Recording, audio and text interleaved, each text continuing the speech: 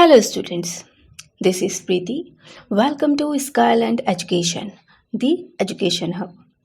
Students, ये नंपाई array का second video है। इस वीडियो में हम नंपाई एरे को डिफरेंट वेज में क्रिएट करना सीखेंगे। स्टूडेंट्स, अगर आपको मेरे वीडियोस इंफॉर्मेटिव लग रहे हैं या आप लोग के लिए बेनिफिशियल हैं तो आप मेरे चैनल को सब्सक्राइब करें, मेरे वीडियोस को लाइक करें और दूसरे स्टूडेंट्स के साथ भी इनको शेयर करें जिससे उनको भी इसका बेनिफिट मिल सके। Now let's start the video. चलिए देख लेते हैं कि हम इस वीडियो में क्या स्टडी करने वाले हैं। सबसे पहले हम 1D एरे को डिफरेंट वेज में क्रिएट करना सीखेंगे। देन हम 2D एरेज को डिफरेंट वेज में क्रिएट करना सीखेंगे and in the last as usual हम कुछ प्रैक्टिस क्वेश्चंस भी करेंगे। सो स्टूडेंट्स, फर्स्ट टॉपिक है हमारा क्रिएटिंग नंपाई 1D एरेज, यानी हम 1D एरे को कैसे क्रिएट करेंगे। स्टूडेंट्स, यहाँ पे इम्पॉर्टेंट बात ये आपको ध्यान रखनी है कि जब भी आप अपने प्रोग्राम में नंपाई लाइब्रेरी का यूज़ करेंगे तो सबसे पहले आपको नंपाई लाइब्रेरी को इंपोर्ट करना होगा। नंपाई लाइब्रेरी को इंपोर्ट करने के लिए हम स्टेटमेंट लिखते हैं इंपोर्ट नंपाई एज एनपी, और इस एनपी की जगह पे स्टूडेंट्स आप कोई भी नेम दे सकते हैं, ज़रूरी नहीं है कि आप एनपी ही दें। और जो आप यहाँ पे नंपाई लिखेंगे वो आपका स्मॉल केस में होना चाहिए। चलिए अब देखते हैं कि हम 1D एरेज को कैसे क्रिएट करते हैं। स्टूडेंट्स, 1D एरेज को क्रिएट करने के लिए हमारे पास बहुत सारे तरीके होते हैं। यहाँ पे मैंने 4 मेथड्स को मेंशन किया हुआ है। सबसे पहला तरीका है हमारा creating ND arrays using array function, यानी एरे फंक्शन का यूज करके हम ND एरेज क्रिएट कर सकते हैं। सेकेंड है हमारा क्रिएटिंग ND एरेज यूजिंग फ्रोमीटर। फ्रोमीटर भी एक फंक्शन है जिसका यूज करके हम ND एरे क्रिएट कर सकते हैं। थर्ड है हमारा creating ND arrays with a numerical range using arange function. Arrange भी एक फंक्शन है जिसका यूज करके हम 1D एरे क्रिएट कर सकते हैं।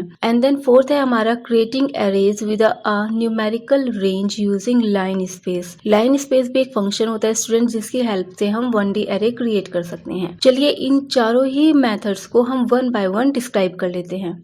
स्टूडेंट्स, फर्स्ट मेथड है हमारा creating ND arrays using array function. तो देखते हैं स्टूडेंट्स, एरे फंक्शन का यूज करके हम कैसे 1D एरे क्रिएट कर सकते हैं। एरे फंक्शन नंपाई लाइब्रेरी का एक बिल्ट इन फंक्शन है जिसका यूज करके हम इजीली एरे क्रिएट कर सकते हैं। चलिए इसका सिंटैक्स देख लेते हैं स्टूडेंट्स। यहाँ पे मैंने सबसे पहले लिखा हुआ है नंपाई। ये वो नेम है जिसका यूज करके हम नंपाई को लोड करेंगे। अभी हमने पिछले एग्जांपल में देखा था स्टूडेंट्स, हमने लिखा था इंपोर्ट नंपाई एज एनपी। तो जो हमने यहाँ पे लोड करने के लिए नंपाई लाइब्रेरी को लोड करने के लिए हमने नेम दिया था एनपी, तो वही नेम आपको यहाँ पे देना है। देन हमने लिखा हुआ है एरे, ये हमारे फंक्शन का नेम है। देन यहाँ पे एज आर्ग्यूमेंट हमने लिखा हुआ है एरे कन्वर्टेबल ऑब्जेक्ट। यहाँ पे आप कोई भी ऑब्जेक्ट दे सकते हैं like list, tuple, dictionary, string etcetera. Then यहाँ पे सेकेंड आर्ग्यूमेंट है डी टाइप। यहाँ पे आपके एरे का डेटा टाइप स्पेसिफाई करना है। इसका एग्जांपल देख लेते हैं। यहाँ पे मैंने लिखा हुआ है NAR1 equal NP dot array, और यहाँ पे आर्ग्यूमेंट में हमने 3 एलिमेंट्स दिए हुए हैं 2, 5.2 एंड 1.0। चलिए इस एग्जाम्पल को हम समझ लेते हैं। यहाँ पे सबसे पहले हमने दिया हुआ है NAR1, ये हमारे एरे का नेम होगा, या हम कह सकते हैं कि ये ND एरे का ऑब्जेक्ट होगा, और ये नेम आपके ऊपर डिपेंड करता है स्टूडेंट्स, आप ये नेम कुछ भी दे सकते हैं। इस एरे में यानी जो हमने ये एरे क्रिएट किया हुआ है NAR1, इसमें 3 एलिमेंट्स होंगे 2, 5.2 एंड 1.0। और स्टूडेंट्स, यहाँ पे हमने इसका डेटा टाइप स्पेसिफाई नहीं किया हुआ है। अगर हम इसका डेटा टाइप स्पेसिफाई नहीं करते हैं तो ये ऑटोमेटिकली कन्वर्ट हो जाएगा। अब क्योंकि यहाँ पे स्टूडेंट्स 2 एलिमेंट्स हमारे फ्लोट टाइप के हैं, तो जो हमारा ये 2 है ये भी इजीली कन्वर्टेबल है फ्लोट टाइप में, तो इसीलिए इसका डेटा टाइप ऑटोमेटिकली फ्लोट हो जाएगा। और अगर हम इसका आइटम साइज निकालते हैं स्टूडेंट्स, तो वो बाय डिफ़ॉल्ट जो इसका डेटा टाइप है उसी के अकॉर्डिंग डिस्प्ले होगा। और अगर हम चाहते हैं कि हम इसका डेटा टाइप खुद स्पेसिफाई करें तो वो भी हम डी टाइप आर्ग्यूमेंट का यूज करके दे सकते हैं। स्टूडेंट्स, अभी हमने जो एरे क्रिएट किया था उसमें हमने डेटा टाइप स्पेसिफाई नहीं किया था। चलिए एक एग्जांपल देख लेते हैं जिसमें हम डेटा टाइप भी स्पेसिफाई करेंगे। यहाँ पे हमने एक लिस्ट क्रिएट की हुई है लिस्ट 1, और इसमें हमने 4 एलिमेंट्स लिए हुए हैं 1, 2, 3 एंड 4। देन हमने यहाँ पे एक एरे क्रिएट किया हुआ है NAR2 और हमने नेक्स्ट इसके आगे लिखा हुआ है np.array और यहाँ पे हमने आर्ग्यूमेंट में लिखा हुआ है list1। ये यही लिस्ट है स्टूडेंट्स जो भी हमने क्रिएट की है। और देन हमने यहाँ पे लिखा हुआ है सेकेंड आर्ग्यूमेंट जो लिखा हुआ है d type equal to np.int64। तो इस तरीके से d टाइप आर्ग्यूमेंट का यूज करके हम इसका डेटा टाइप भी स्पेसिफाई कर सकते हैं। स्टूडेंट्स, एरे फंक्शन का यूज करके हम किसी एग्जिस्टिंग लिस्ट या फिर टपल से इजीली एंटी एरे क्रिएट कर सकते हैं। लेकिन स्टूडेंट्स, अगर हम एरे फंक्शन का यूज करके किसी सीक्वेंस यानी डिक्शनरी या फिर स्ट्रिंग से एरे क्रिएट करते हैं तो इसके जो एलिमेंट्स होंगे, जो भी हमारी डिक्शनरी या स्ट्रिंग के एलिमेंट्स होंगे, उनको हम थ्रू इंडेक्सेस एक्सेस नहीं कर पाएंगे। चलिए इनको हम एक एग्जाम्पल के थ्रू समझते हैं। तो चलिए स्टूडेंट्स, इन दोनों ही एग्जाम्पल्स को हम प्रैक्टिकली देखते हैं।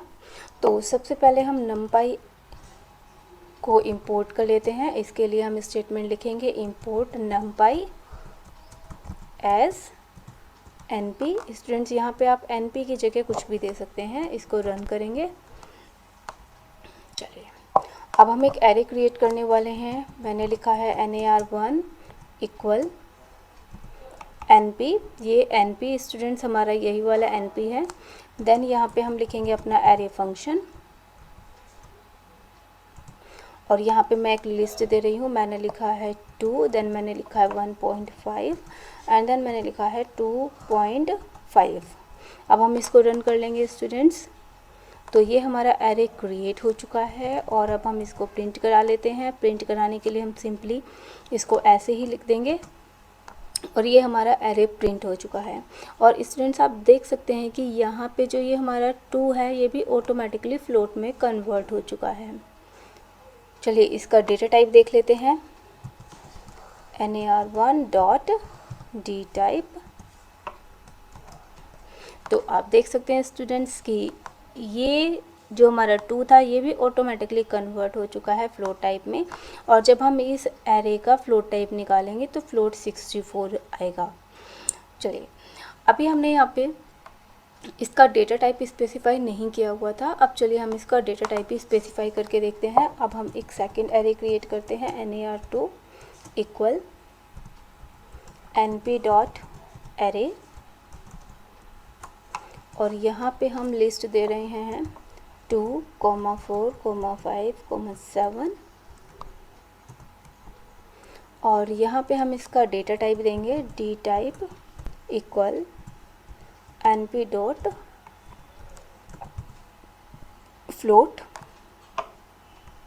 और अब हम इसको रन करेंगे। तो स्टूडेंट्स, आप देख सकते हैं कि यहाँ पे हमारा सेकंड एरे क्रिएट हो चुका है NAR2 और यहाँ पे हमने 2 आर्गुमेंट दिए थे। फर्स्ट आर्गुमेंट में हमने एक लिस्ट दी है और सेकंड आर्गुमेंट में हमने अपना डेटा टाइप स्पेसिफाई किया है। अगर आप इसका डेटा टाइप चेक करते हैं तो वो आपको फ्लोट दिखाएगा। एक और एग्जांपल देखते हैं स्टूडेंट्स। इसमें हम एक लिस्ट क्रिएट कर रहे हैं। मैंने दिया है list1 इक्वल और यहाँ पे मैं वैल्यूज़ दे रही हूँ लिस्ट में 2, 4, 6 एंड 8। इसको रन कर लेते हैं। हमारी लिस्ट क्रिएट हो चुकी है। अब हम इस लिस्ट का यूज़ करके एरे क्रिएट करेंगे। मैंने दिया है NAR3 इक्वल और हम यहाँ पे देंगे np.array और अब यहाँ पे हम स्टूडेंट्स को लिस्ट नहीं देंगे। अब हम अपनी इस एग्जिस्टिंग लिस्ट का नेम देंगे और यहाँ पे अगर आप चाहें तो इसका डेटा टाइप स्पेसिफाई कर सकते हैं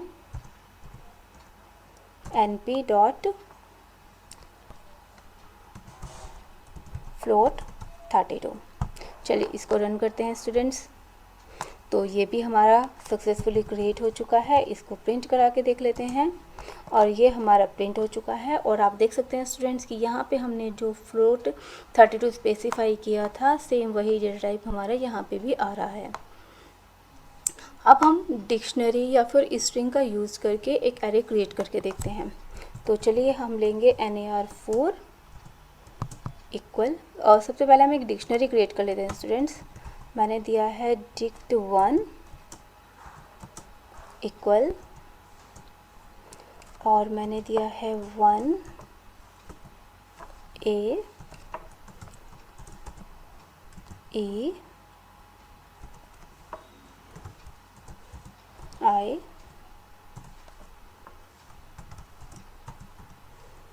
O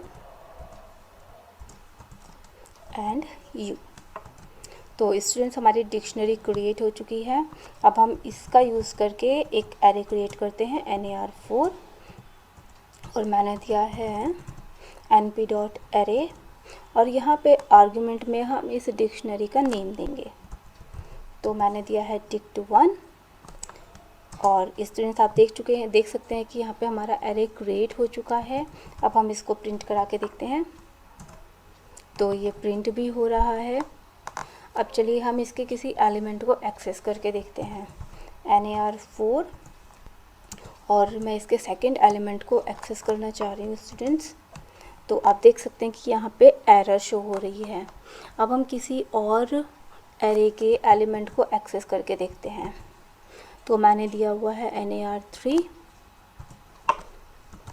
और मैंने यहाँ पे दिया है 2। तो स्टूडेंट्स आप देख सकते हैं कि जो यहाँ पे हमारा ये वाला एरे था NAR3, इसका सेकंड इंडेक्स का एलिमेंट था 6, और हमारे सामने 6 डिस्प्ले हो रहा है।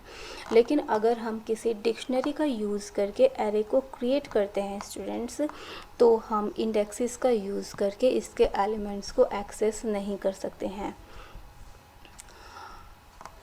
एक और हम एरे बनाएंगे students by using the string. तो यहाँ पे मैं एक एरे क्रिएट कर रही हूँ जिसमें मैं स्ट्रिंग दूंगी,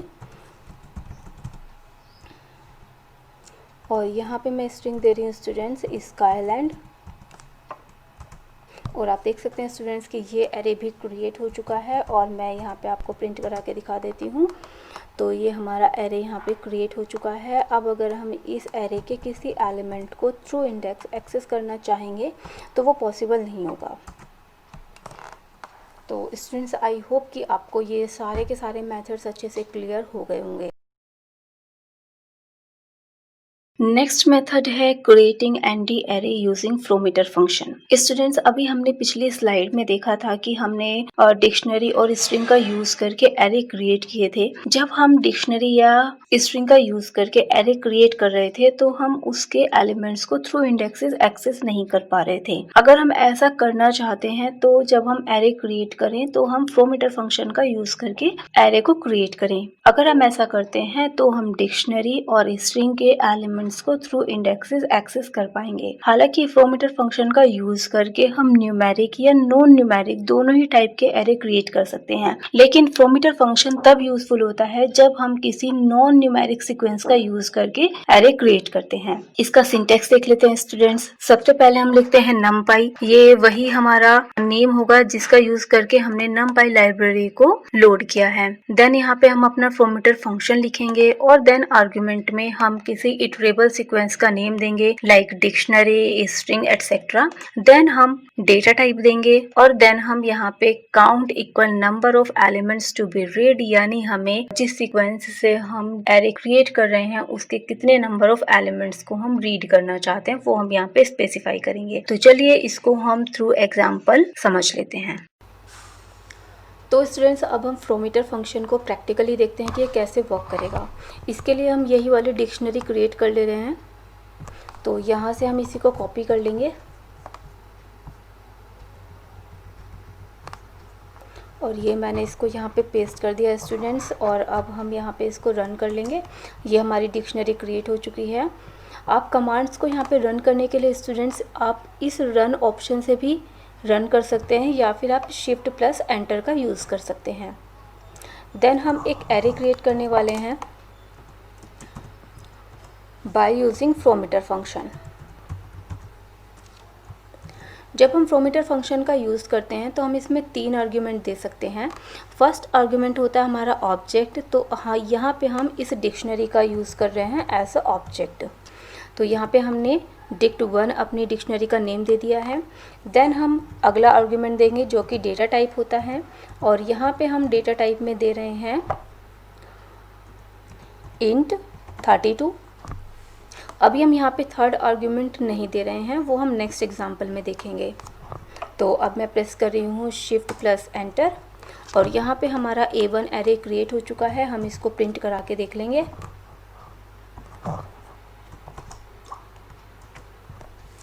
तो आप देख सकते हैं स्टूडेंट्स, यहाँ पे हमारा A1 एरे क्रिएट हो चुका है। और जब ये एरे क्रिएट होगा स्टूडेंट्स, तो इस डिक्शनरी की जो भी आपने यहाँ पे कीज़ दी हुई होंगी वो इस एरे में स्टोर हो जाएंगी। चलिए अब हम जो हमारा थर्ड आर्गुमेंट था उसका भी यूज़ करके देखते हैं। तो इसको हम यहीं से कॉपी कर लेंगे स्टूडेंट्स। ये मैंने कॉपी कर लिया है और यहाँ पे मैं इस एरे का नेम चेंज कर देती हूँ और यहाँ पे हम एक और आर्गुमेंट दे देंगे, दैट इज़ काउंट। और यहाँ पे हमने काउंट की वैल्यू दी है 3। तो अब हम इसको रन करके देखेंगे, ये भी सक्सेसफुली क्रिएट हो चुका है। और अब हम A2 को प्रिंट करके देखते हैं स्टूडेंट्स। तो आप देखेंगे यहाँ पे सिर्फ 3 एलिमेंट्स ही आए हैं। ऐसा क्यों हुआ है स्टूडेंट्स? क्योंकि यहाँ पे हमने काउंट इक्वल टू 3 दिया था। तो ये वाला आर्गुमेंट जो हमारा काउंट इक्वल टू 3 आर्गुमेंट है, ये क्या करता है स्टूडेंट्स, ये इस ऑब्जेक्ट से इतने ही एलिमेंट्स को उठा के लेके आएगा जितना कि आपने यहाँ पे दिया हुआ होगा।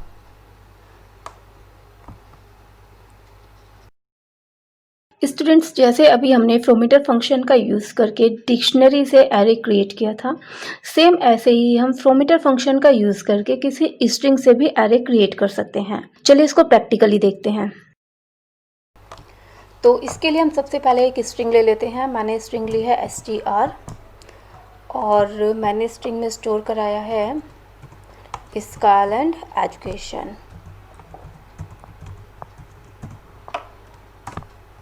तो ये हमारी स्ट्रिंग क्रिएट हो चुकी है और अब हम यहाँ पे एक एरे क्रिएट कर रहे हैं A3 np.frometer, ये फंक्शन का नेम। और यहाँ पे हम अपनी इस स्ट्रिंग का नेम देंगे, इस वाली स्ट्रिंग का। और देन हम इसका डेटा टाइप देंगे और यहाँ पे हम दे रहे हैं स्टूडेंट्स डेटा टाइप U2। और आप देख सकते हैं स्टूडेंट्स कि यहाँ पे हमारा एरे क्रिएट हो चुका है। अब हम इस एरे को प्रिंट करा के देख लेंगे। तो आप देख सकते हैं स्टूडेंट्स कि हमने जो यहाँ पे एक स्ट्रिंग दी थी वो स्ट्रिंग एरे में एक सिंगल एलिमेंट के रूप में स्टोर हो चुकी है। अब अगर हम इस एरे से इंडेक्सेस का यूज़ करके एलिमेंट्स को रिट्रीव करना चाहते हैं या एक्सेस करना चाहते हैं तो वो हम इजीली कर सकते हैं। मैंने दिया है 3, यानी मैं इसके थर्ड इंडेक्स के एलिमेंट को रिट्रीव करना चाह रही हूँ जो कि L है। तो आप देख सकते हैं स्टूडेंट्स कि ये पॉसिबल है। देन मैं इसके 9th इंडेक्स के एलिमेंट को एक्सेस करना चाह रही हूँ स्टूडेंट्स, तो आप देख सकते हैं कि ये भी पॉसिबल है। तो फ्रोमीटर फंक्शन का यूज़ करके आप डिक्शनरी और स्ट्रिंग से भी एरे क्रिएट कर सकते हैं। और एरे क्रिएट करने के बाद आप इंडेक्सेस का यूज़ करके उनके एलिमेंट्स को भी एक्सेस कर सकते हैं। स्टूडेंट्स, फ्रोमीटर फंक्शन का यूज़ करके हम लिस्ट, टपल या लिस्ट कॉम्प्रिहेंशन से भी एरे क्रिएट कर सकते हैं। चलिए इनको भी हम प्रैक्टिकली समझ लेते हैं कि ये कैसे वर्क करते हैं। सबसे पहले हम लिस्ट से एरे क्रिएट करके देखते हैं। तो मैं यहाँ पे एक लिस्ट ले रही हूँ स्टूडेंट्स और मैंने यहाँ पे 4 एलिमेंट्स लिए हैं 1 2 3 4 और ये हमारी लिस्ट क्रिएट हो चुकी है। अब हम एरे का नेम देंगे A4 और मैंने यहाँ दिया है np.frometer और देन हम अपनी इस लिस्ट का नेम देंगे और देन हम इसका डेटा टाइप देंगे np.int64 और ये हमारा एरे क्रिएट हो चुका है। अब हम इसको प्रिंट करा के देख लेंगे। तो स्टूडेंट्स, आप देख सकते हैं कि हमने लिस्ट का यूज़ करके और फ्रोमीटर फंक्शन का यूज़ करके हमने यहाँ पे एरे क्रिएट किया है। चलिए अब हम एक टपल का यूज़ करके एरे क्रिएट करते हैं। तो मैंने यहाँ पे टपल का नेम दिया है TUP और यहाँ पे हम एलिमेंट्स दे रहे हैं 1.5 2.5 3.5 एंड 4.5। तो स्टूडेंट्स यहाँ पे हमारा टपल क्रिएट हो चुका है। अब हम इससे एरे क्रिएट करेंगे। मैंने एरे का नेम दिया है A5। देन हम लिखेंगे np.flowmeter। देन यहाँ पे हम इस टपल का नेम देंगे जो कि प्रेजेंट टाइम पे TUP है। देन हम इसका टाइप देंगे, तो हम यहाँ पे देंगे फ्लोट, क्योंकि जो यहाँ पे स्टूडेंट्स हमारी वैल्यूज़ हैं वो सब हमने फ्लोट ली हुई हैं। तो यहाँ पे मैं दूंगी float 16। What's the problem here? Okay, that is np.float16। और ये हमारा एरे क्रिएट हो चुका है स्टूडेंट्स। अब हम इसको भी प्रिंट करा के देख लेंगे। ये स्टूडेंट्स हमारा एरे क्रिएट हो चुका है और इस एरे को हमने फ्लोमीटर फंक्शन और एक टपल की हेल्प से क्रिएट किया है। अब हम लिस्ट कॉम्प्रिहेंशन का यूज़ करके भी एक एरे क्रिएट करके देखेंगे। सो स्टूडेंट्स यहाँ पे मैंने लिस्ट का नेम दिया है list2 और यहाँ पे हमने एक कॉम्प्रिहेंशन दिया हुआ है। पहले हम इसको रन करके देख लेते हैं। स्टूडेंट्स ये रन हो रहा है और अभी हम एक एरे क्रिएट करते हैं। मैंने एरे का नेम दिया है A6 और यहाँ पे हम अपना फ्लोमीटर फंक्शन लिखेंगे। देन आर्गुमेंट में हम अपनी लिस्ट का नेम देंगे जो कि list2 है। देन यहाँ पे हम डेटा टाइप देंगे स्टूडेंट्स, और हम डेटा का टाइप दे रहे हैं int 32। अब हम इस A6 को प्रिंट करा के देखेंगे। तो स्टूडेंट्स आप देख सकते हैं कि हमारे सामने जो वैल्यूज़ आई हैं वो है 1, 3, 5 एंड 7। ये वैल्यूज़ कैसे आई हैं चलिए इसको एक बार ही देख लेते हैं स्टूडेंट्स। यहाँ पे हमने एक फोर लूप लगाया हुआ है for a in range 2 to 6। तो यहाँ पे जो हमने रेंज दी हुई है वो 2 to 6 दी हुई है, यानी हमारा जो ये लूप चलेगा स्टूडेंट्स वो 2 to 5 के लिए चलेगा। पहले 2 के लिए, देन 3 के लिए, देन 4 के लिए एंड देन 5 के लिए। तो प्रेजेंट टाइम पे a में जो वैल्यू आएगी वो 2 आएगी और इस 2 की वैल्यू पे देन हमने ऑपरेशन क्या लगाया हुआ है स्टूडेंट्स, यहाँ पे होगा 2 × 2 यानी 4 और 4 - 3 = 1। तो ये 1 हमारे सामने डिस्प्ले हो जाएगा। देन नेक्स्ट टाइम इस a की वैल्यू हो जाएगी 3।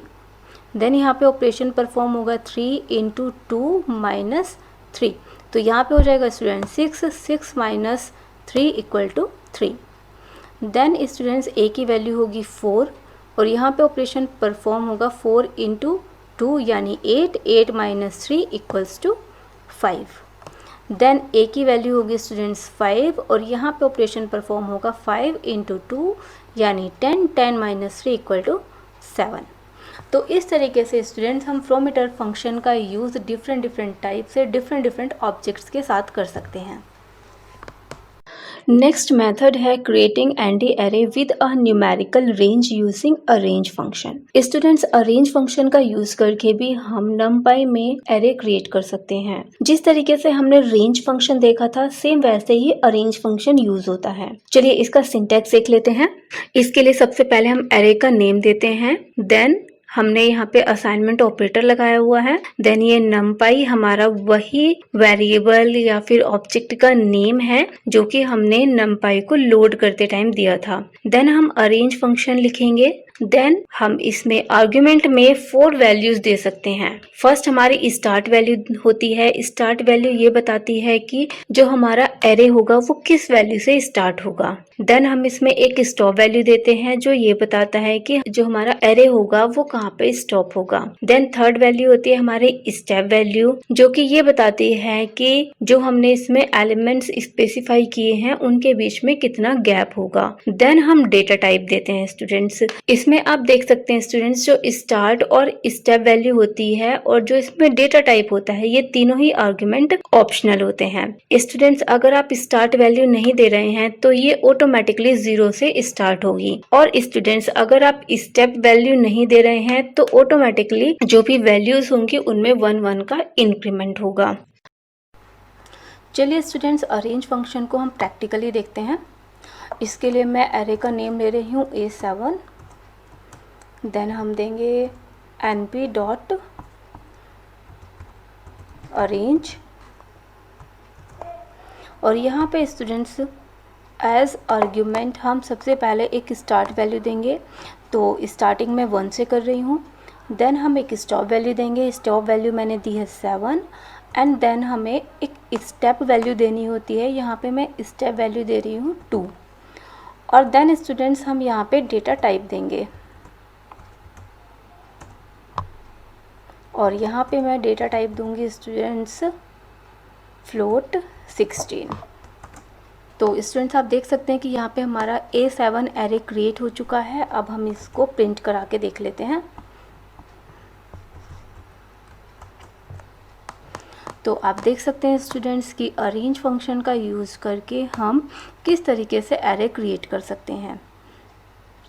इस एग्जांपल में हमने एक स्टार्ट वैल्यू भी दी थी, स्टॉप वैल्यू भी दी थी और हमने स्टेप वैल्यू भी दी थी। अब हम यहाँ पे एक और एरे क्रिएट करने जा रहे हैं जिसमें हम स्टार्ट एंड स्टेप वैल्यू नहीं देंगे।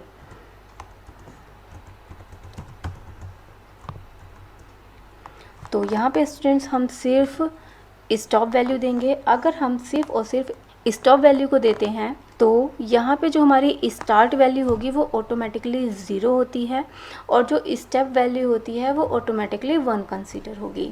चलिए अब हम इसको रन करके देख लेते हैं। तो एरे हमारा क्रिएट हो चुका है। अब हम इसको प्रिंट करा के देखेंगे।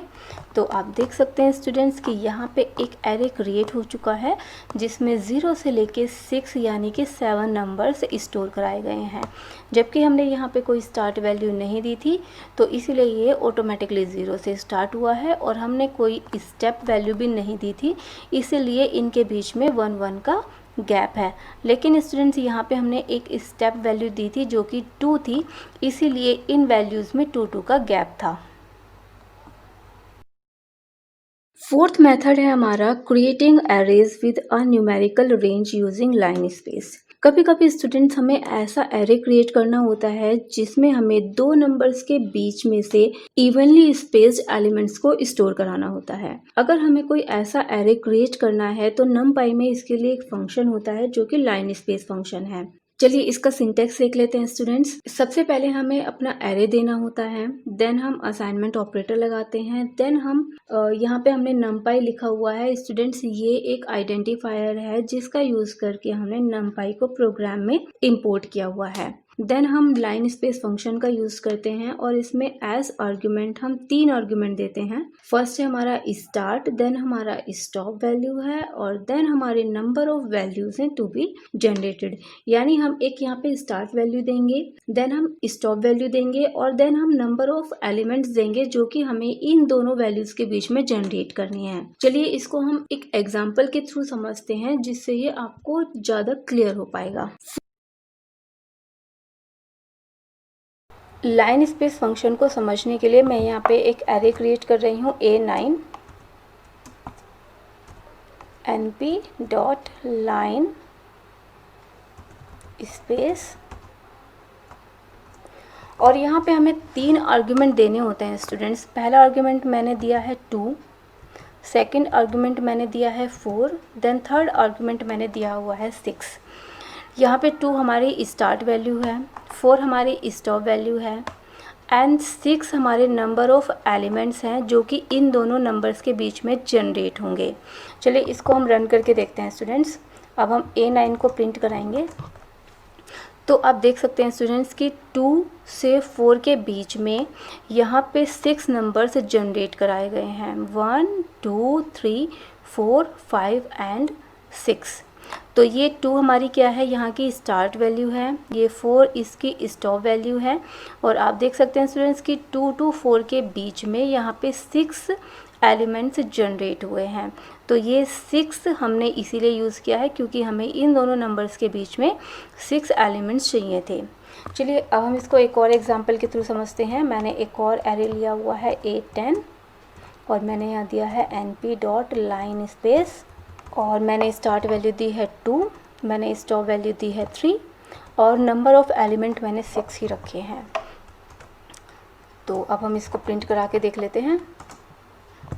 तो आप देख सकते हैं स्टूडेंट्स कि यहाँ पे 2 to 3 के बीच में 6 एलिमेंट्स जनरेट किए गए हैं। तो आप देख सकते हैं स्टूडेंट्स 1 2 3 4 5 एंड 6। यहाँ पे स्टार्ट वैल्यू हमारी 2 है एंड स्टॉप वैल्यू हमारी 3 है और 2 to 3 के बीच में 6 एलिमेंट्स को जनरेट किया गया है।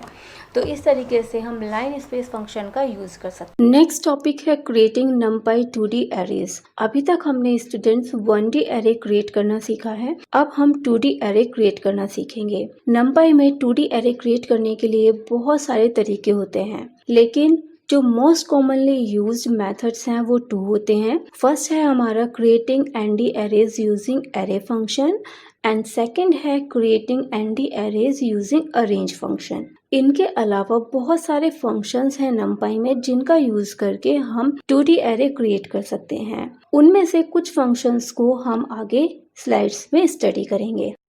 फर्स्ट मेथड है creating ND arrays using array function.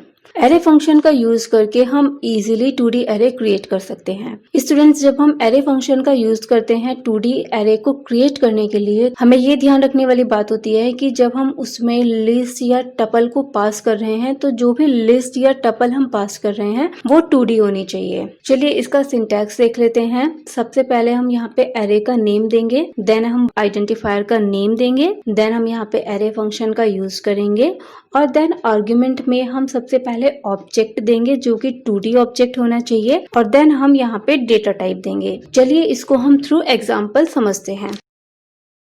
Students, अब हम एक 2D एरे क्रिएट करके देखते हैं। इसके लिए पहले हम एक लिस्ट क्रिएट कर लेते हैं जो कि 2D होगी। तो मैंने दिया है लिस्ट का नेम लिस्ट 1 और यहाँ पे हम लिस्ट क्रिएट कर रहे हैं। एक 2D लिस्ट हम यहाँ पे क्रिएट करेंगे स्टूडेंट्स और अब हम इसमें एलिमेंट्स स्टोर कराएंगे।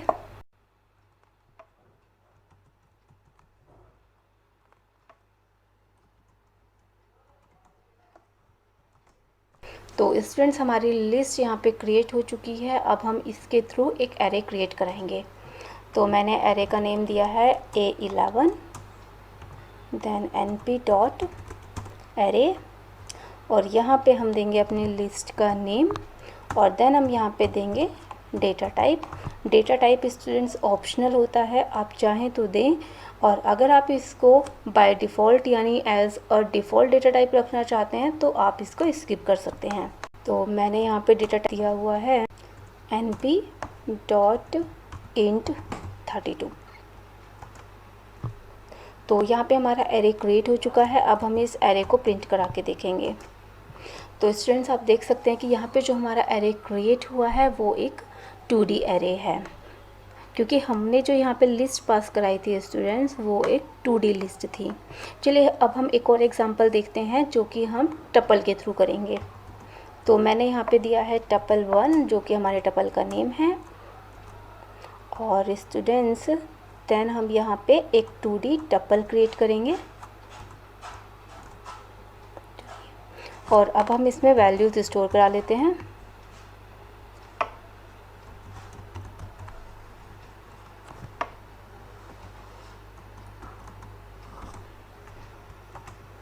तो स्टूडेंट्स, यहाँ पे हमारा टपल क्रिएट हो चुका है। अब हम इसका यूज़ करके एक एरे क्रिएट कर लेते हैं और यहाँ पे हम देंगे अपने टपल का नेम जो कि प्रेजेंट टाइम पे टपल 1 है। आप अगर यहाँ पे डेटा टाइप देना चाहें तो दे सकते हैं, अगर आपको नहीं देना है तो आप ना दें। मैं यहाँ पे डेटा टाइप नहीं दे रही हूँ। तो स्टूडेंट्स, आप देख सकते हैं कि यहाँ पे हमारा नेक्स्ट एरे भी क्रिएट हो चुका है। अब हम इसको प्रिंट करा के देखेंगे। तो आप देख सकते हैं स्टूडेंट्स कि हमने लिस्ट का यूज़ करके भी एरे एक 2D एरे क्रिएट कर लिया है और हमने एक टपल का यूज़ करके भी एक 2D एरे क्रिएट कर लिया है। नेक्स्ट टॉपिक है creating 2D ND arrays using arange function. Students, arrange function का यूज करके हमने 1D एरे क्रिएट किया था। स्टूडेंट्स, हम अरेंज फंक्शन का यूज करके 2D एरे भी क्रिएट कर सकते हैं, लेकिन उसके लिए कुछ लिमिटेशंस होती हैं। अगर हम अरेंज फंक्शन का यूज करके 2D एरे क्रिएट करना चाहते हैं तो सबसे पहले हमें एक 1D एरे क्रिएट करना होगा अरेंज फंक्शन का यूज करके। देन उस 1D एरे को हम रिशेप फंक्शन का यूज करके रिशेप करते हैं। चलिए इसका सिंटैक्स देख लेते हैं। इसके लिए सबसे पहले हम उस एरे का नेम देते हैं जो कि हमारा 1D अरे है। देन हम रिशेप फंक्शन का यूज करेंगे और देन हम यहाँ पे आर्ग्यूमेंट में शेप टपल देंगे। शेप टपल में हमें students number of rose and number of columns देने होते हैं कि हमें 2D अरे में कितने नंबर ऑफ रोज एंड कितने नंबर ऑफ कॉलम्स चाहिए।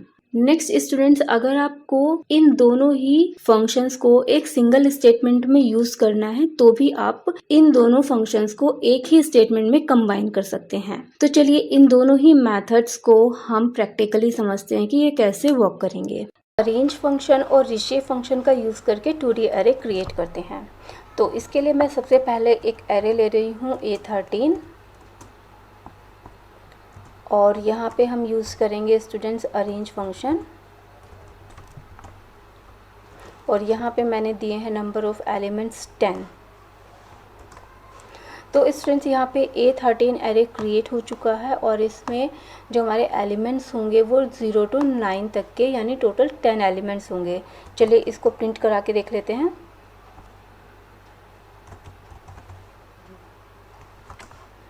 तो आप देख सकते हैं स्टूडेंट्स यहाँ पे हमारा 1D एरे क्रिएट हो चुका है। अब हम रिशेप फंक्शन का यूज़ करेंगे। इसके लिए मैंने एक और एरे लिया है A14 और यहाँ पे हम देंगे इस एरे का नेम यानी जो हमारा 1D एरे है। देन हम यूज़ करेंगे रिशेप फंक्शन और यहाँ पे स्टूडेंट्स हम number of row and number of columns देंगे जितने कि हमें अपने इस 2D एरे में चाहिए। तो मैं यहाँ पे दे रही हूँ 2,5 यानी इस एरे में नंबर ऑफ रोज होंगी 2 एंड नंबर ऑफ कॉलम्स होंगे 5। तो ये हमारा एरे क्रिएट हो चुका है। अब हम इसको प्रिंट करा के देखेंगे।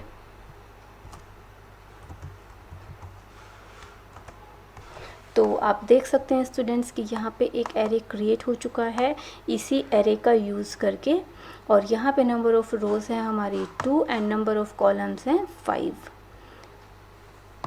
चलिए स्टूडेंट्स एक और एरे क्रिएट करते हैं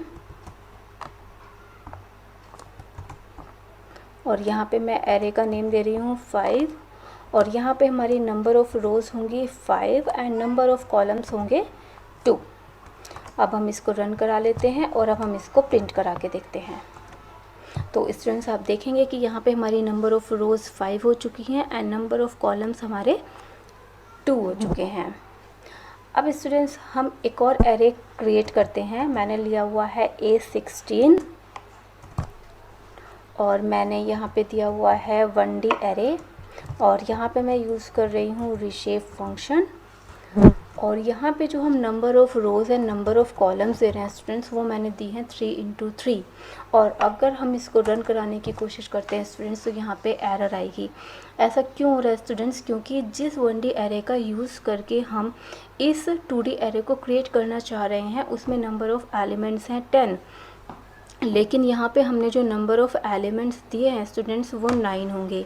तो आपको ये ध्यान रखना है स्टूडेंट्स कि जब आप किसी 1D एरे का यूज़ करके 2D एरे क्रिएट करें तो यहाँ पे आप जो भी नंबर ऑफ़ रोज़ या नंबर ऑफ़ कॉलम्स देंगे वो इस 1D एरे के कंपैटिबल होना चाहिए। यहाँ पे हमारे 10 एलिमेंट्स थे तो हमने 5 × 2 यानी यहाँ पे हमारे टोटल 10 एलिमेंट्स कंपैटिबल हो रहे थे। लेकिन अगर हम इस 1D एरे को 3 × 3 में डिवाइड करना चाहेंगे तो वो पॉसिबल नहीं। चलिए स्टूडेंट्स इसका सेकंड मेथड भी देख लेते हैं। हम एक और एरे क्रिएट कर रहे हैं। मैंने एरे का नेम दिया हुआ है A17, देन मैंने दिया है np.arrange और यहाँ पे मैंने नंबर ऑफ़ एलिमेंट्स दिए हैं 9। देन मैंने यहाँ पे रिशेप फंक्शन का यूज़ किया है और यहाँ पे मैंने दी है नंबर ऑफ़ रोज़ और नंबर ऑफ़ कॉलम मैंने दोनों को ही 3 3 लिखा हुआ है।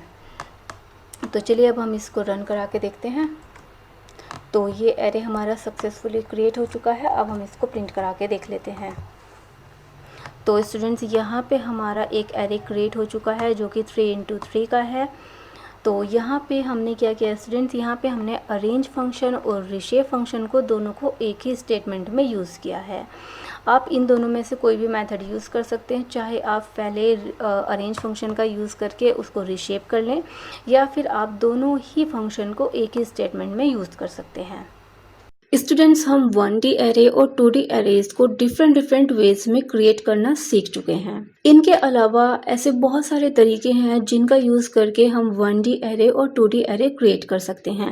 चलिए इनमें से हम कुछ मेथड्स को देखते हैं कि और कौन कौन से मेथड्स हैं जिनका यूज़ करके हम 1D और 2D एरे क्रिएट कर सकते हैं। तो सबसे पहला मेथड है हमारा creating arrays from a list which contains numbers as well as strings. यहाँ पे हम एक ऐसे लिस्ट का यूज करके एरे क्रिएट करेंगे जिसमें स्ट्रिंग और नंबर्स में आपके इंटीजर, फ्लोट्स यानी डिफरेंट डेटा टाइप के एलिमेंट्स आप स्टोर करा रहे हैं।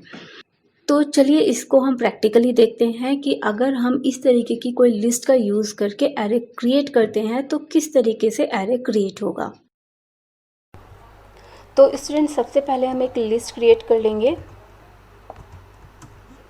जिसमें डिफरेंट टाइप के एलिमेंट्स हम स्टोर कराएंगे।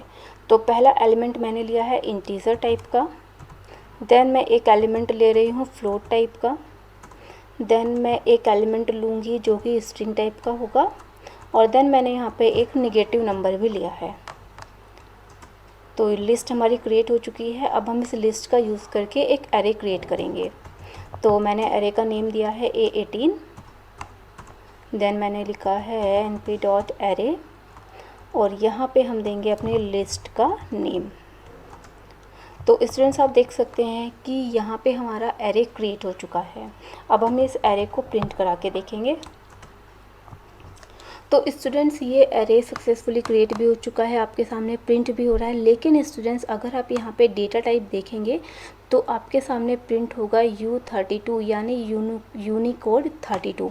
तो आप देख सकते हैं स्टूडेंट्स कि हमारे यहाँ पे 3 एलिमेंट्स थे जो कि न्यूमेरिक थे, लेकिन यहाँ पे हमारा एक सिंगल एलिमेंट था जो कि स्ट्रिंग था। तो जो हमारा ये पूरा का पूरा एरे है ये बाय डिफ़ॉल्ट स्ट्रिंग टाइप में कन्वर्ट हो चुका है। तो अगर आप अगर आप इस एरे के ऊपर कोई भी ऑपरेशन परफॉर्म करा के देखेंगे यानी न्यूमेरिकल ऑपरेशन परफॉर्म करा के देखेंगे तो वो पॉसिबल नहीं होगा। चलिए हम करके देखते हैं। मैं दे रही हूँ A18 + 2।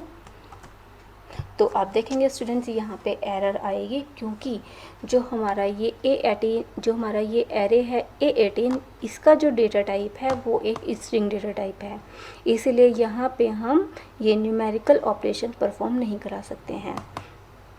अगर आप किसी और एरे पे, फॉर एग्ज़ाम्पल अगर मैं A17 ही ले लेती हूँ, A17 + 2, तो आप देख सकते हैं स्टूडेंट्स कि ये सक्सेसफुली रन हो जाएगा और यहाँ पे 2 का इंक्रीमेंट भी हो जाएगा। लेकिन स्टूडेंट्स, ये इस वाले एग्जाम्पल में पॉसिबल नहीं हो पाएगा।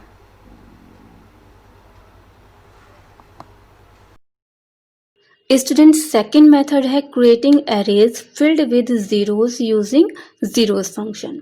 स्टूडेंट्स, कभी कभी हमें ज़रूरत होती है कि हम कोई ऐसा एरे क्रिएट करें जिसके सारे एलिमेंट्स इनिशियलाइज्ड हों ज़ीरो से। अगर हम कोई ऐसा एरे क्रिएट करना चाहते हैं तब हम जीरोस फंक्शन का यूज़ करते हैं। अगर हम जीरोस फंक्शन का यूज़ करते हुए कोई डेटा टाइप स्पेसिफाई नहीं करते हैं तो by default data type float हो जाता है। चलिए इसका सिंटैक्स देख लेते हैं। जीरोस फंक्शन का यूज़ करने के लिए सबसे पहले हम numpy के आइडेंटिफायर का नेम देते हैं, देन हम जीरोस फंक्शन लिखते हैं। देन आर्गुमेंट में सबसे पहले हमें शेप देनी होती है, यानी हम कितने नंबर ऑफ रोज और कितने नंबर ऑफ कॉलम्स अपने एरे में रखना चाहते हैं। देन हम इसका डेटा टाइप देते हैं एंड देन थर्ड आर्गुमेंट में हम इसका ऑर्डर देते हैं। ऑर्डर में या तो हम C देते हैं या तो हम F देते हैं। अगर हम ऑर्डर में C दे रहे हैं तो C का मतलब होता है कि हम इसके एलिमेंट्स को मेमोरी में रो वाइज स्टोर करना चाह रहे हैं। C का मीनिंग होता है C लाइक। अगर हम यहाँ पे F लेते हैं, इसका मतलब होता है स्टूडेंट्स कि हम इसके एलिमेंट्स को मेमोरी में कॉलम वाइज स्टोर करना चाहते हैं, और F का यहाँ पे मीनिंग होता है फोरट्रेन लाइक।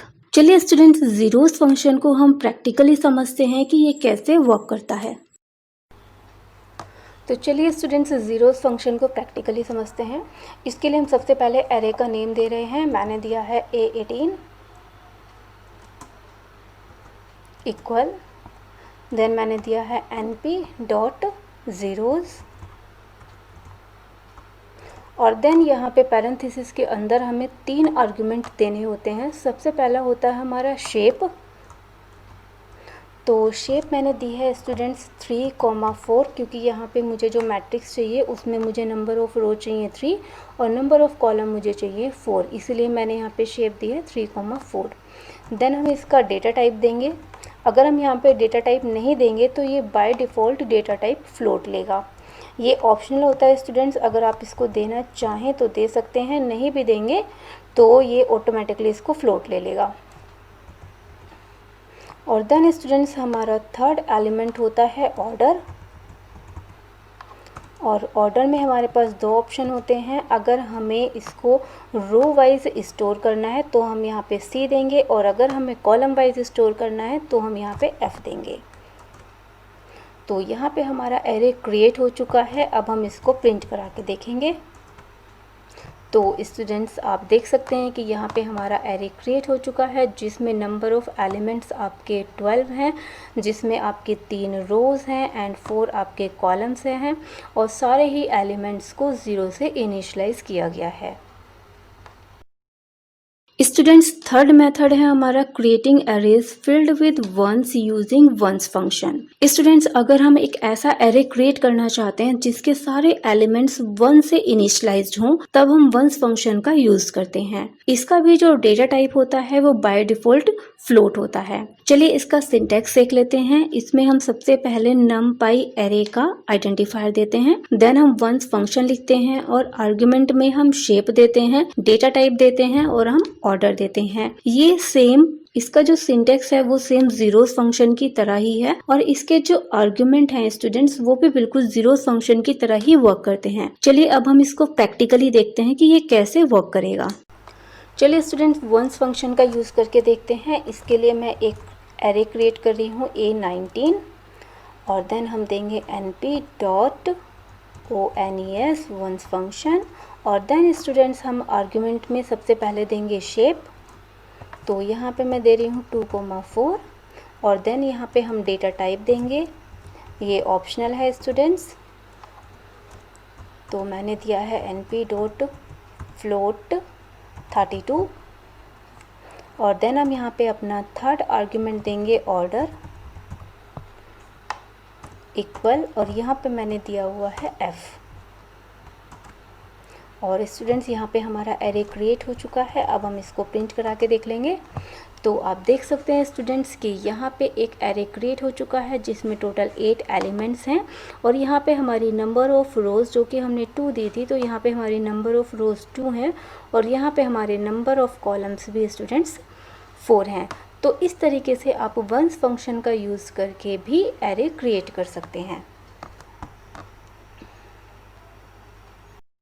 नेक्स्ट मेथड है creating empty arrays using empty function. Students अगर हम किसी एम्प्टी एरे को क्रिएट करना चाहते हैं तब हम एम्प्टी फंक्शन का यूज करते हैं। इससे जो एरे क्रिएट होता है वो अनइनिशियलाइज्ड होता है, और हम बाद में अपनी रिक्वायरमेंट के अकॉर्डिंग इसमें वैल्यूज स्टोर करा सकते हैं। चलिए इसका सिंटैक्स देख लेते हैं। इसके लिए हम सबसे पहले numpy एरे का आइडेंटिफायर लिखते हैं, देन हम यहाँ पे अपना एम्प्टी फंक्शन देते हैं, देन आर्गुमेंट में हम शेप, डेटा टाइप और ऑर्डर देते हैं। ये तीनों बिल्कुल जीरोस फंक्शन की तरह ही वर्क करते हैं। स्टूडेंट्स आपको ये ध्यान रखने वाली बात है कि जो एम्प्टी फंक्शन होता है वो एक एम्प्टी एरे क्रिएट करता है। एम्प्टी एरे का मतलब ये नहीं है कि जो इसकी वैल्यूज होंगी वो जीरोज होंगी, वो वैल्यूज जीरोज नहीं होती हैं। अगर आप उसको प्रिंट करा के देखेंगे तो वहाँ पे कोई भी रैंडम कंटेंट प्रिंट होता है। चलिए इसको हम प्रैक्टिकली देखते हैं तो ये हमें और ज़्यादा क्लियर हो जाएगा। तो स्टूडेंट्स एम्प्टी एरे क्रिएट करने के लिए मैं एम्प्टी एरे का नेम ले रही हूँ A20, देन मैंने लिखा है NP, और यहाँ पे हम देंगे एम्प्टी जो कि हमारे फंक्शन का नेम है, और देन यहाँ पे हम देंगे 3 आर्गुमेंट। तो मैंने यहाँ पे आर्गुमेंट दिया है 3,3 क्योंकि मुझे जो एरे चाहिए उसमें नंबर ऑफ़ रो होंगी 3 और नंबर ऑफ़ कॉलम भी 3 होंगे। देन मैं यहाँ पे दूँगी डेटा टाइप। ये स्टूडेंट्स ऑप्शनल है, अगर आप डेटा टाइप नहीं देना चाहते हैं तो ना दें आप। और मैंने दिया है यहाँ पे int 32, और देन स्टूडेंट्स आपको देना है ऑर्डर, ये भी ऑप्शनल है स्टूडेंट्स, और मैंने यहाँ पे ऑर्डर में दिया है C, और आप देखेंगे स्टूडेंट्स कि यहाँ पे हमारा एरे क्रिएट हो चुका है। अब हम इसको प्रिंट करा के देखेंगे। तो स्टूडेंट्स आप देख सकते हैं कि यहाँ पे एरे क्रिएट हो चुका है और यहाँ पे जो ये वैल्यूज़ आपको डिस्प्ले हो रही हैं स्टूडेंट्स, ये गार्बेज वैल्यूज़ हैं और ये आपको रैंडमली शो होंगी। स्टूडेंट्स एरे क्रिएट करने के लिए हमारे पास 3 और फंक्शन होते हैं, एम्प्टी लाइक, ज़ीरोज़ लाइक और वंस लाइक। इन तीनों फंक्शन का यूज़ हम तब करते हैं जब हमें कोई ऐसा एरे क्रिएट करना होता है जो कि किसी एग्जिस्टिंग एरे के सिमिलर होता है, यानी इन दोनों ही एरे के जो एट्रीब्यूट्स होंगे वो सिमिलर होंगे। लेकिन स्टूडेंट्स जो हमारा एरे जो हम क्रिएट कर रहे हैं इन तीनों फंक्शंस को यूज़ करके, वो जो एरे क्रिएट होगा उसके एलिमेंट्स एग्जिस्टिंग एरे के सिमिलर नहीं होंगे, यानी इसमें जो वैल्यूज़ स्टोर होंगी वो या तो एम्प्टी होंगी या वो ज़ीरोज़ होंगी या तो वो वंस होंगी। तो चलिए स्टूडेंट्स, सबसे पहले हम एम्प्टी लाइक फंक्शन को यूज़ करके देखते हैं। इसके लिए मैं एक एरे क्रिएट कर रही हूँ। मैंने एरे का नेम दिया है A22 equal then np dot empty like, और इसको हम बनाना चाहते हैं A17 की तरह, यानी कि जो ये हमारा A22 एरे होगा इसका डेटा टाइप और इसका ऑर्डर बिल्कुल A17 की तरह ही होना चाहिए। तो यहाँ पे ब्रैकेट में हम देंगे A17। तो स्टूडेंट्स आप देख सकते हैं कि यहाँ पे एरे क्रिएट हो चुका है और अब हम इसको प्रिंट करा के देखेंगे। तो स्टूडेंट्स आप देख सकते हैं कि जो ये हमारा A17 एरे है इसको भी मैं आपको प्रिंट करा के दिखा देती हूँ स्टूडेंट्स।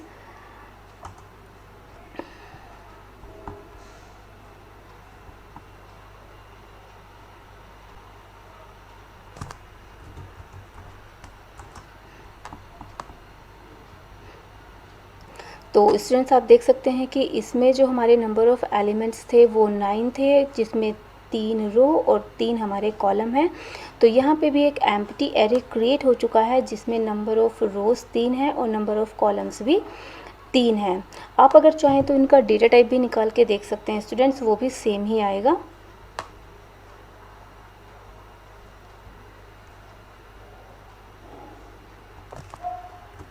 मैंने दिया है A17 डॉट डी टाइप। तो आप देख सकते हैं स्टूडेंट्स कि इसका जो डेटा टाइप है वो int 32 है, और अगर हम इसका डेटा टाइप निकाल के देखते हैं स्टूडेंट्स तो वो भी int 32 ही आएगा।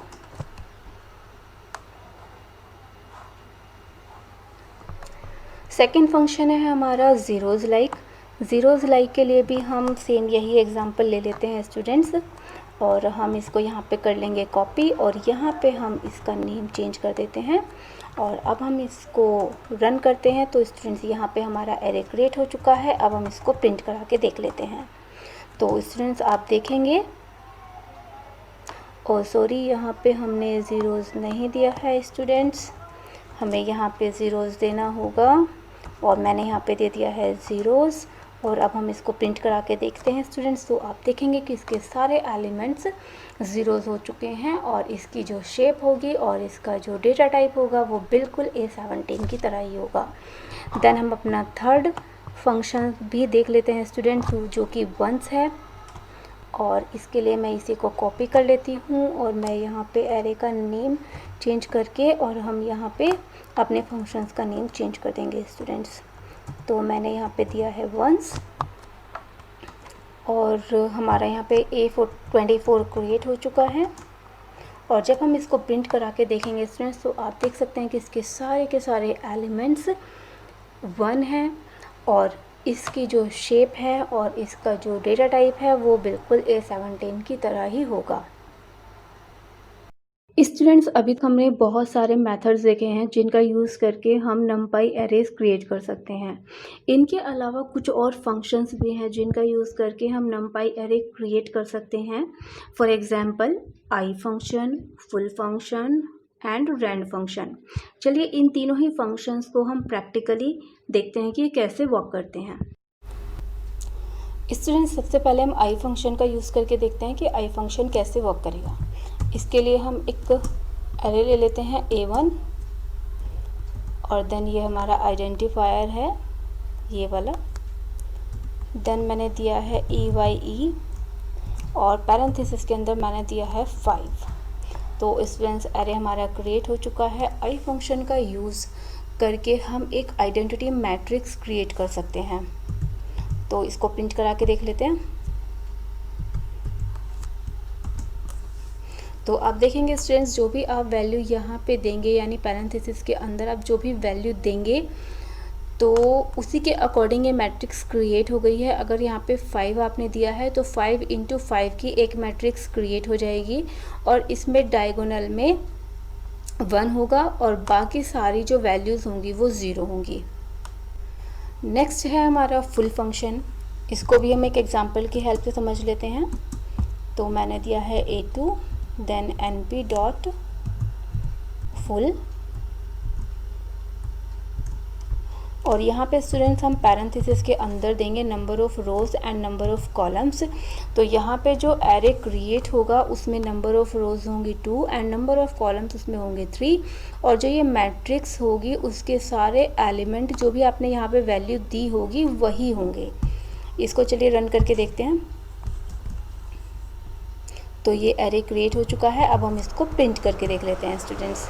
तो आप देख सकते हैं स्टूडेंट्स कि यहाँ पे आपने नंबर ऑफ़ रोज़ 2 दी थी तो यहाँ पे नंबर ऑफ़ रोज़ 2 है, नंबर ऑफ़ कॉलम्स 3 थे तो यहाँ पे नंबर ऑफ़ कॉलम 3 हैं और यहाँ पे आप जो भी वैल्यू देंगे वही वैल्यू इसमें एज अ एलिमेंट आ जाएगी।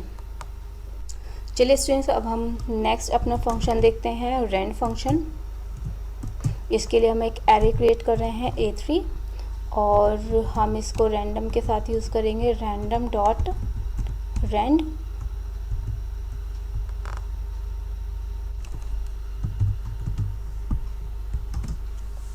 और ये हमारा एरे क्रिएट हो चुका है। यहाँ पे स्टूडेंट्स जो ये 3 लिखा हुआ है ये 3 हमारा नंबर ऑफ़ रोज़ को रिप्रेजेंट कर रहा है और ये 4 नंबर ऑफ़ कॉलम्स को रिप्रेजेंट कर रहा है। तो यहाँ पे एक मैट्रिक्स क्रिएट हो चुकी है 3 × 4 की और इसमें जो एलिमेंट्स होंगे वो फ्लोट एलिमेंट्स होंगे जो कि 0 से 1 के बीच में होंगे। यानी हमारी जो मैट्रिक्स क्रिएट हुई है वो एक रैंडम मैट्रिक्स होगी और उसके सभी एलिमेंट्स 0 से 1 के बीच में होंगे। चलिए स्टूडेंट्स इसको प्रिंट करा के देखते हैं। तो आप देख सकते हैं स्टूडेंट्स कि आपके सामने जितने भी इसमें वैल्यूज़ प्रिंट हो रही हैं वो सभी वैल्यूज़ 0 से 1 के बीच में हैं और स्टूडेंट्स ये सभी रैंडम नंबर्स हैं। स्टूडेंट्स रेंड फंक्शन को हम एक और एग्जांपल के थ्रू समझते हैं। इसके लिए मैं एक और एरे क्रिएट कर रही हूँ A4 और मैंने दिया है np dot random dot rand और यहाँ पे हम पैरेंथेसिस में देंगे number of rows and number of columns और यहाँ पे हम मल्टीप्लाई करेंगे स्टूडेंट्स 100 से।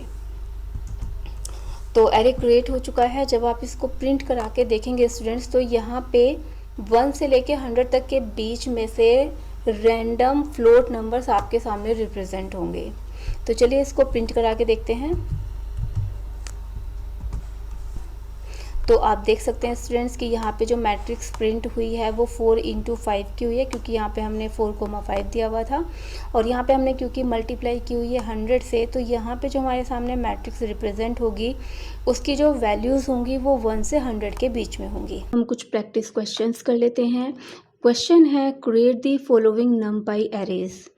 यहाँ पे स्टूडेंट्स कुछ स्टेटमेंट्स लिखे हुए हैं नमपाई एरेज को क्रिएट करने के लिए। इन स्टेटमेंट्स के अकॉर्डिंग हमें नमपाई एरे क्रिएट करना है। तो फर्स्ट स्टेटमेंट है हमारा a 1D array called zeros having 10 elements and all the elements are set to 0। Students इसमें हमें एक एरे क्रिएट करना है जिसका नेम होगा zeros और इस एरे में 10 एलिमेंट्स होने चाहिए और ये सारे ही एलिमेंट 0 होने चाहिए। तो स्टूडेंट्स आप देख सकते हैं कि इसका स्क्रीनशॉट मैंने लगाया हुआ है। इस एरे को क्रिएट करने के लिए सबसे पहले हम एरे का नेम देंगे जो कि zeros है।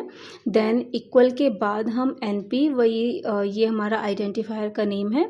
देन हम zeros फंक्शन का यूज़ करेंगे और यहाँ पे हम पैरेंथेसिस के अंदर आर्ग्यूमेंट में सबसे पहले हमने दिया हुआ है 10। 10 का मतलब ये है स्टूडेंट्स कि हमें यहाँ पे नंबर ऑफ़ एलिमेंट्स 10 चाहिए।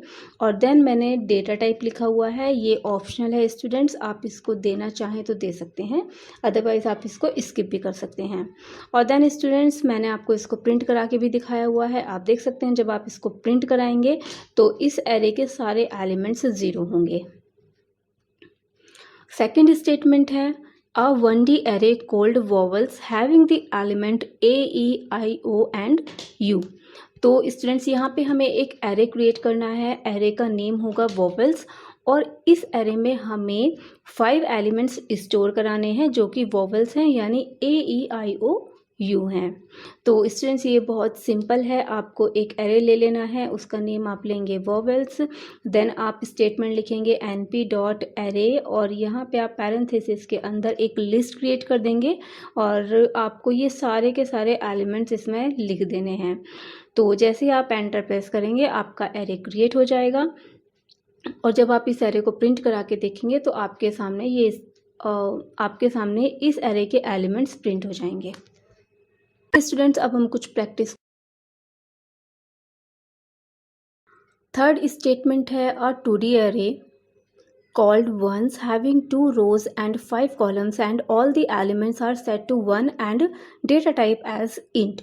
स्टूडेंट्स यहाँ पे हमें एक 2D array क्रिएट करना है जिसमें नंबर ऑफ़ रोज़ होंगी 2 और नंबर ऑफ़ कॉलम्स होंगे 5, और इसके सारे एलिमेंट्स हमें 1 रखने हैं, और स्टूडेंट्स इसमें जो डेटा टाइप होगा वो इंटीजर होगा, यानी वो इंट होगा।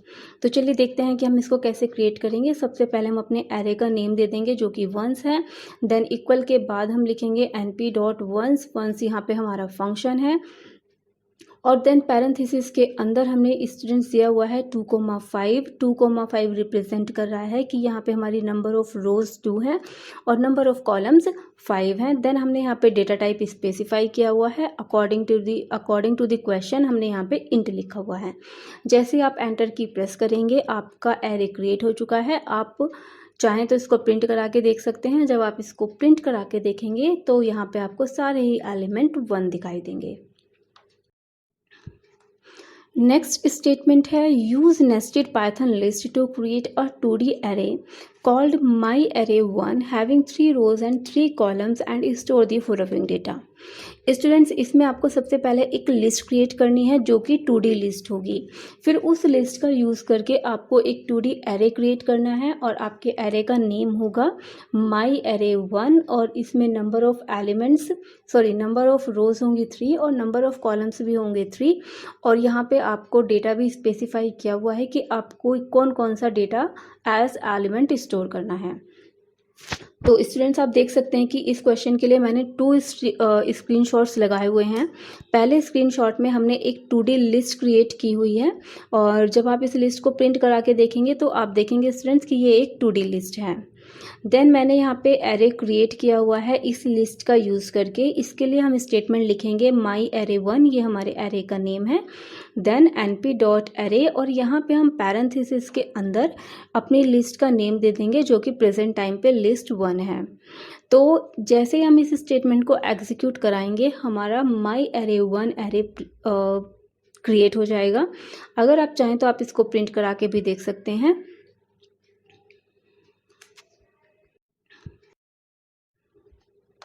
नेक्स्ट क्वेश्चन है students a 2D array called myArray2 using a range function having 3 rows and 5 columns with start value equal to 4, step size 4 and data type as float। Students यहाँ पे आपको एक 2D array create करना है जिसका name होगा myArray2, और इस एरे को क्रिएट करने के लिए आपको अरेंज फंक्शन का यूज़ करना है, और इसमें नंबर ऑफ़ रोज़ होंगी 3 और नंबर ऑफ़ कॉलम्स होंगे 5। यहाँ पे आपको स्टूडेंट्स स्टार्ट वैल्यू भी स्पेसिफाई की गई है जो कि 4 है, और आपको स्टेप वैल्यू भी स्पेसिफाई की गई है जो कि 4 है, और यहाँ पे आपको डेटा टाइप भी स्पेसिफाई किया गया है जो कि स्टूडेंट्स फ्लोट है। इसके लिए मैंने स्टूडेंट्स नीचे स्क्रीनशॉट लगाया हुआ है, आप देख सकते हैं। सबसे पहले मैंने लिखा है माई एरे 2, ये हमारे एरे का नेम होगा। देन मैंने लिखा है np डॉट अरेंज, अरेंज यहाँ पे फंक्शन है। देन पैरेंथेसिस के अंदर सबसे पहले मैंने लिखा है 4, जो कि हमारी स्टार्ट वैल्यू है, जो कि क्वेश्चन में स्पेसिफाई की हुई थी। देन मैंने लिखा है 64, यहाँ पे स्टूडेंट 64 हमारी स्टॉप वैल्यू होगी।